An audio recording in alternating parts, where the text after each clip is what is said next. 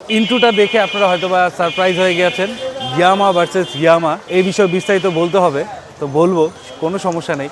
তবে আগে আমার বাইকের কাছে যেতে হবে। আমার বাইকটি মিরপুরের একটি সার্ভিস সেন্টারে আমি দিয়ে আসছি। ভালো একজন সার্ভিস মেকানিক, তো সে আমার ফ্রেন্ড হয়। আমি যখন ইয়ামা বাইকটি নিয়েছি, আমার 103 নম্বর মোটরসাইকেল ইয়ামা Fzs, একটু প্রবলেম ছিল, যেহেতু বাইক এক হাত থেকে আরেক হাতে গেলে একটু প্রবলেম হয়। তখন আমি মনে করলাম যে এটা ভালো একজন মেকানিকের কাছে দেওয়া উচিত। তো আমার মাথায় ছিল যে আমার ফ্রেন্ড খুব ভালো সার্ভিস করে মিরপুর পল্লবীতে, তো ওইখানে গিয়ে তো আপনাদের দেখাবই।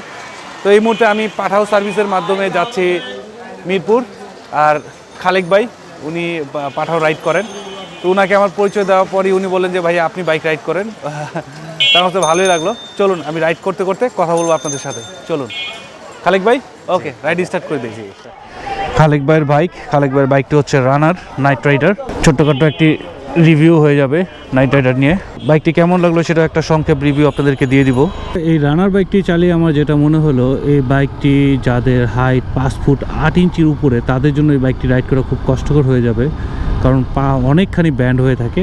তবে হ্যাঁ, এই বাইকটি যাদের হাইট 5 ফুট 7-8-এর নিচে যারা আছেন, 5 ফুট 4, 3, 6, তাদের জন্য যথেষ্ট কমফোর্টেবল একটি বাইক বলে মনে হচ্ছে।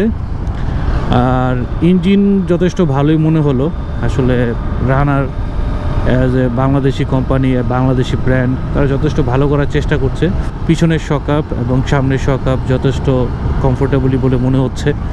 তবে এই বাইকটি একটু মেনটেনেন্স কম থাকার কারণে হয়তো বা ব্রেকগুলো স্মুথ না। এই বাইকটির সামনে যে ব্রেক যথেষ্ট হার্ড এবং পায়ের ব্রেকটাও যথেষ্ট হার্ড। আমার মনে হয় এগুলো সার্ভিস করলে ঠিক হয়ে যাবে। আমি অবশ্য বাইক থেকে নেমে খালেক ভাইকে বলে দেবো যে এই বিষয়গুলো একটু কেয়ারফুল থাকার জন্য। খালেক ভাই, আপনি আপনার এই বাইকে মাইলেজ পাচ্ছেন কত? 30, 4317। আপনি কি ফার্স্ট সার্ভিসিং করিয়েছিলেন? সার্ভিসিং করানো উচিত ছিল, তাহলে আপনি মাইলেজগুলো ভালো পেতেন আর কি। সার্ভিসিংটা করালে আমার মনে হয় যে মাইলেজটা বাড়বে, 35-40-এর মতো যাবে আশা করি। প্রতি 3000 কিলোমিটার পর পর আপনি একটা করে সার্ভিসিং করাবেন। যেই বাইকই চালান না কেন, প্রতি 3000 কিলোমিটার পর পর সার্ভিস করানো উচিত। এই মেট্রো রেলের কাজ হতে গিয়ে মিরপুরবাসীদের যে ত্যাগ স্বীকার করতে হয়েছে, যে কষ্ট করতে হয়েছে, আসলে সবচাইতে বড় ক্রেডিটটা মিরপুরবাসীদের দিতে হবে। যখন বিশেষ করে বৃষ্টির দিন এখানে সীমাহীন দুর্ভোগ পোহাতে হয়েছে স্থানীয়দের।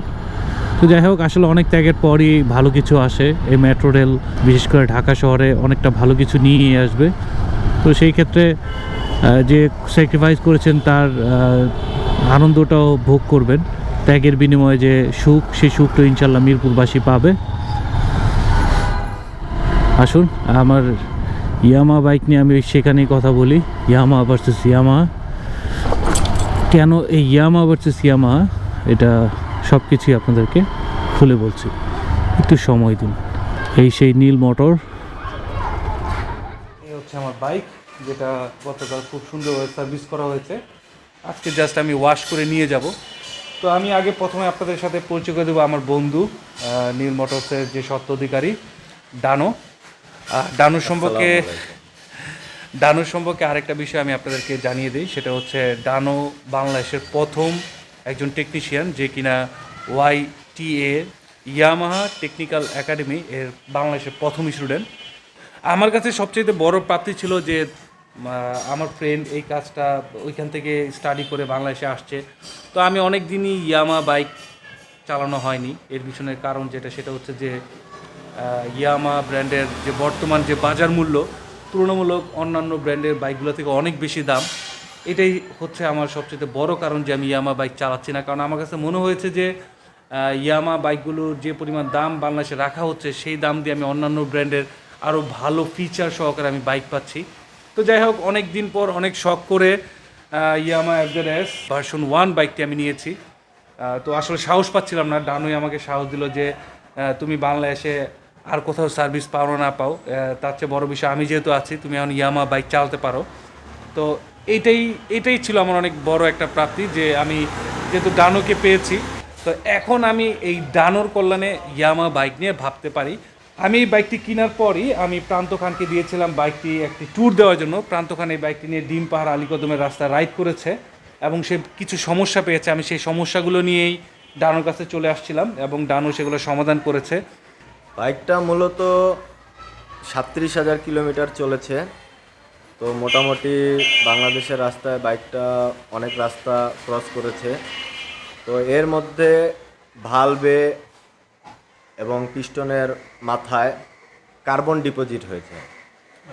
তো কার্বন ডিপোজিট হওয়ার কারণে বাইকটা ফুট করে শব্দ হয়, অনেক সময় স্টার্ট বন্ধ হয়ে যায় বা অনেক সময় বাইকটা ভরভর করে। মনে হচ্ছে তেল নেই, কিন্তু তেল পর্যাপ্ত পরিমাণ আছে।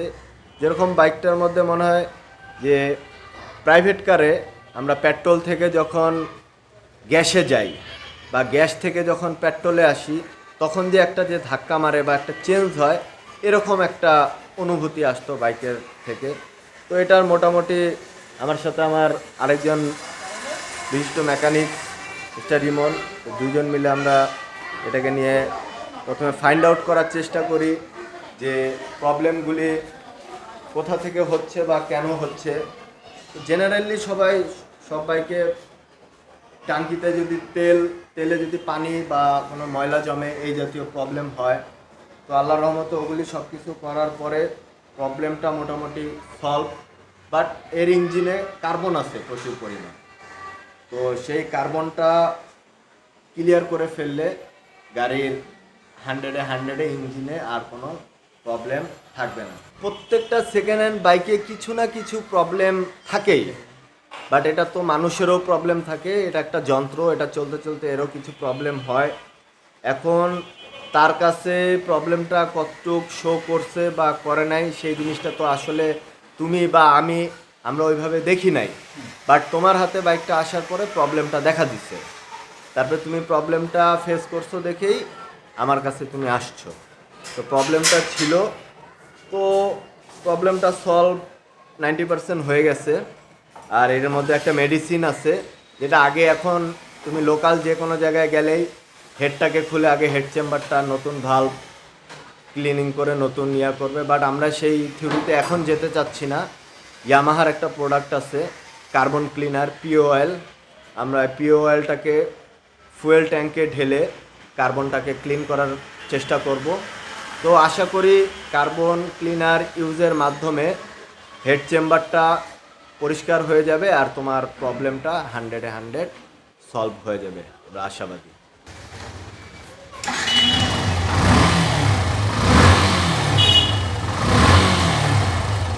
এখনও অনেক জোস সাউন্ড। প্রান্ত খান এই বাইকটি দিয়ে একটি ট্যুর দিয়েছে, যেখানে সে প্রায় 45 করে মাইলেজ পেয়েছে। তবে হ্যাঁ, সেখানে আরপিএম 5 থেকে 6 পর্যন্ত মেনটেন করেছে, যার কারণে এই মাইলেজটা ভালো পাওয়া। তো আশা করছি আমি ঢাকা সিটিতে এর মাইলেজ অ্যাটলিস্ট 35-এর মতো পাবো। আর যদি না পাই সেক্ষেত্রে তো ডানো আছেই, ডানো আমাকে হেল্প করবে এটার মাইলেজ কি বেশি পাওয়া যায় কীভাবে। কারণ এই বাইকটি সহজে ইঞ্জিনে কোনো ট্রাবল হয় না। আপনারা যারা এই বাইকটি ইউজ করেছেন তারা আরও ভালো জানেন। তো যাই হোক, বিস্তারিত আলোচনা পরে করছি, আগে গাড়িটা ওয়াশ করে তারপর আবার কথা হবে। সো সাথেই থাকুন আর পুরো ব্লগটা দেখবেন। অনেক কথা বলবো, অনেক ইম্পর্টেন্ট কথা বলবো। সো পুরো ব্লগটা দেখতে হবে, ওকে?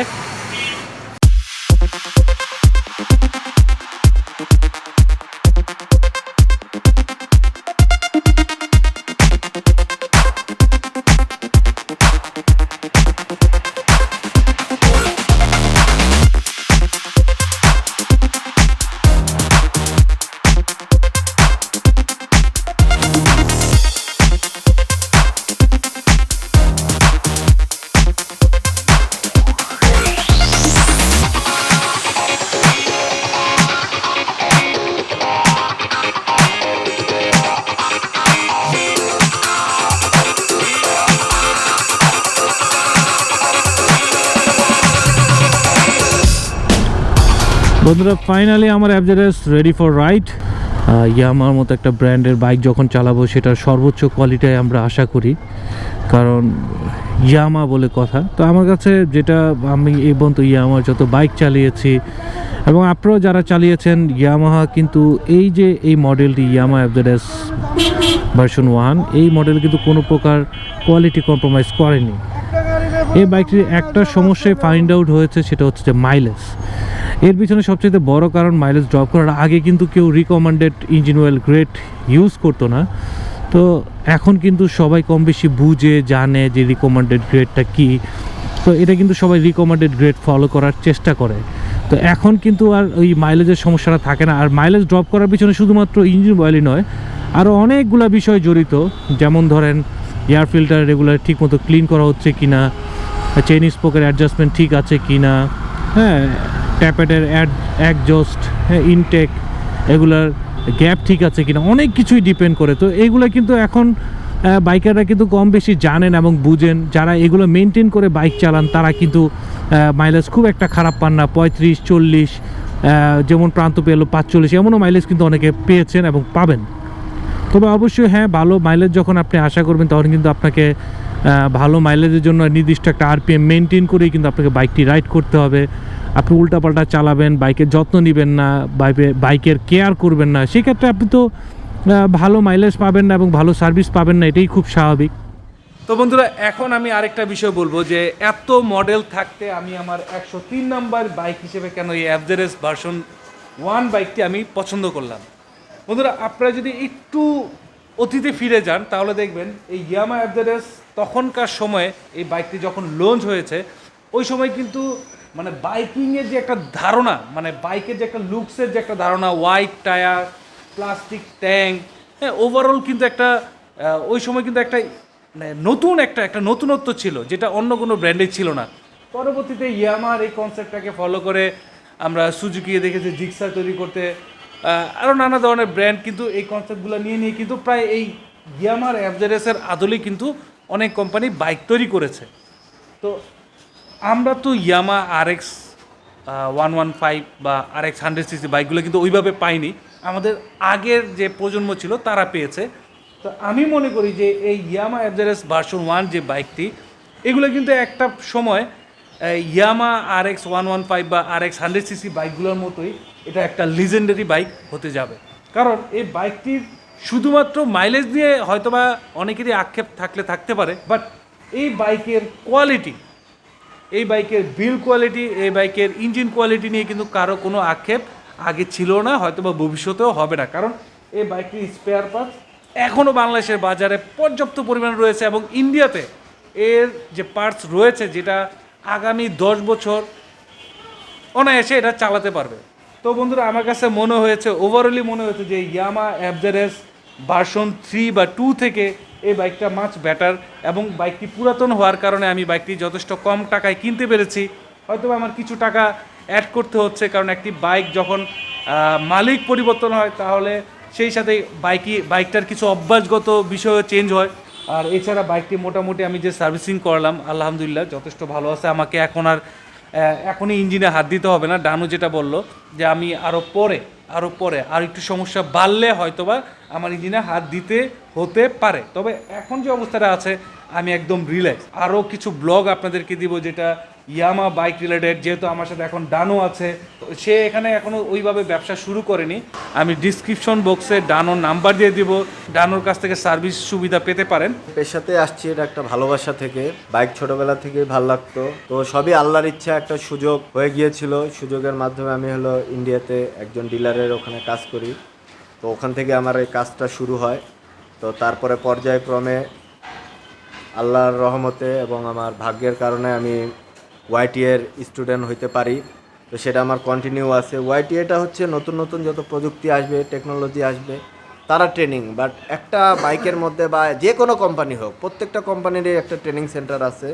তো এর মধ্যে কি টেকনোলজি, কি জিনিস আছে এটা তারা জানে, মিস্টার ইয়ামাহা জানে। লোকাল গ্যারেজ বা লোকাল মিস্ত্রি 100-এ সব কিছু জানা তাদের সম্ভব হয় না। তো সেই একটা বাইকের 100% জানার জন্য ওয়াইটিএটা বেস্ট, বা অন্য আদার সুজুকি, হোন্ডা সবারই এরকম একটা ট্রেনিং সেন্টার আছে। তো এই ট্রেনিং সেন্টারের মাধ্যমে আমরা অনেক কিছু জানতে পারছি। তো সেই জিনিসটার আদলতে, সেই ট্রেনিংয়ের উপরে, ট্রেনিং থেকে শেখা জিনিসগুলিকে বেস করেই আমি আসলে আপনাদেরকে সার্ভিস দেওয়ার চেষ্টা করি। তা আমিও একটা মানুষ, ভুল মানুষেরই হয় বা ভুল হতে পারে, তো আমি সব জ্ঞানে সর্বোচ্চ সার্ভিসটাই দেওয়ার চেষ্টা করি। যেরকম আমাকে ট্রেনিং করানো হয়েছে সেই আদালতে আমি কাজটা করে থাকি। ইয়ামাহার যে কোনো প্রবলেম বা যে কোনো সহযোগিতার জন্য তো আমি আছি, এবং আমার সাথে আমার ছোটো ভাই ইমন, সে অলরাউন্ডার একজন mechanics, hero Honda TVS, Bajaj, Honda, Suzuki, Kawasaki সব ধরনের সব মডেলের সে এক্সপার্ট আছে। একসাথে যে কোনো কাজ করার আগে একসাথে পরামর্শ করে আগে আমরা জিনিসটাকে আইডেন্টি করার চেষ্টা করি যে প্রবলেমটা কী, তো তারপরে আমরা প্রবলেমটা সলভ করি। তো আশা করি আমরা দুইজন আপনাদেরকে বেস্ট সার্ভিসটা দিব এবং বেস্ট সার্ভিস দেওয়ার সবসময় চেষ্টা করে দেব। এই ইয়ামা এভারেস্ট ভার্সন 1 এবং আপনার ইয়ামা ব্র্যান্ডের যে বাইকটি চালান না কেন, যারা বিভিন্ন কারণে ইয়ামাহার যে সার্ভিস সেন্টার বাংলাদেশে রয়েছে তাদের কাছ থেকে সার্ভিস ফ্যাসিলিটি নিতে পারছেন না বা তাদের ইয়ামার সার্ভিস সেন্টারে সার্ভিসে আসতে পারছেন না, তাদেরকে বলবো আপনারা এখানে আসতে পারেন, এখানে এসে সার্ভিস করাতে পারেন। আমি নিজে সার্ভিস করাচ্ছি, সো আমি ভালোটার জন্যই তো করাচ্ছি। আমি যদি ভালো সার্ভিস ফ্যাসিলিটিস না পেতাম হয়তো বা আমাকে আরও অনেক জায়গায় ভুগতে হতো, কারণ যেহেতু এটা ভার্সন 1 ইয়ামা বাংলাদেশ, এটা কর্ণফুলি এই বাইকটি ইম্পোর্ট করে নিয়ে আসছিলো। এখন যেহেতু কর্ণফুলি নিয়ে আসছে না, অন্য আরেকটা ইম্পোর্টার কোম্পানি বাংলাদেশে ইয়ামার বাইক নিয়ে আসছে, সেই ক্ষেত্রে তো আমি স্বাভাবিকভাবে এটা সার্ভিস নিয়ে ভোগান্তিতে পড়তে হবে। তা আমি আর ভোগান্তিতে পড়ি নেই, কারণ হচ্ছে যে আমার বন্ধু ডানো সেই ছিল আমার এই ভরসা। তার এই ভরসার কারণে আমি ইয়ামা বাইকটি নিয়েছি। এবং ইয়ামা এভারেস্ট ভার্সন 3 এবং 2 এর আমলে ইয়ামা এভারেস্ট ভার্সন 1 বাইকটি নেওয়াটা একটা চ্যালেঞ্জ, যেহেতু বাংলাদেশ অফিসিয়ালি বাইকটি এখন আর সেল করা হচ্ছে না। তো সেই চ্যালেঞ্জ থেকে আমার এই ইন্ট্রোটা দেওয়া ইয়ামা ভার্সেস ইয়ামা। তো যাই হোক, এখনও যারা আমার চ্যানেলকে সাবস্ক্রাইব করেননি এখনই সাবস্ক্রাইব করে ফেলুন এবং পাশে থাকা বেল বাটনটিও প্রেস করুন। সবাইকে হৃদয়ের অন্তঃস্থল থেকে জানাই স্যালুট।